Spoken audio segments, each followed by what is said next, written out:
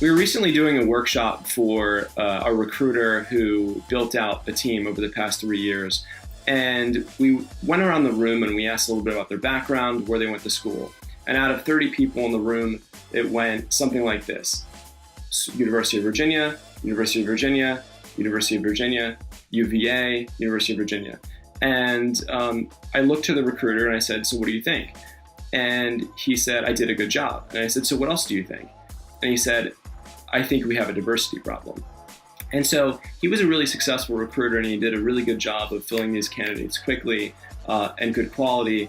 But what I think that he missed out on is by focusing just on one source, he wasn't ultimately doing the right thing for the company long term. So I think what is important is networking is a really important function because one pipeline is not enough. You may run out of that pipeline, or you're not doing the right thing for the company when it comes to something like diversity. So all of us are on LinkedIn, and it's easy to be bombarded by requests from candidates looking for jobs, and it gets a bit overwhelming. So what I think some good advice would be for that is to limit yourself on the time that you're focusing on those people that are reaching out to you. It's widely known that passive candidates are typically the better candidates, while active ones are not. So for that reason, if you're being bombarded, if you're getting overloaded with messages, go ahead and look through there. If you know what you're looking for, try to see if you can find it, but limit your time. Your time is better spent creating a profile or a map of what you think the ideal candidate is, and then finding them actively.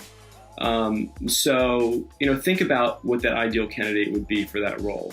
Think about who they might be, think about their background, think about, the sort of activities they may be involved with. And once you have that map, both offline and online, look for them, right? So go to events that you think that they'll be, and online join groups that you think that they'll be as well. One recruiting company that we were consulting with, they sourced for tech candidates. And I think that they were doing a really interesting way of networking and finding candidates. So what they would do is they would hold coding boot camps. And in the boot camps, they were able to train people to be coders and to be software engineers.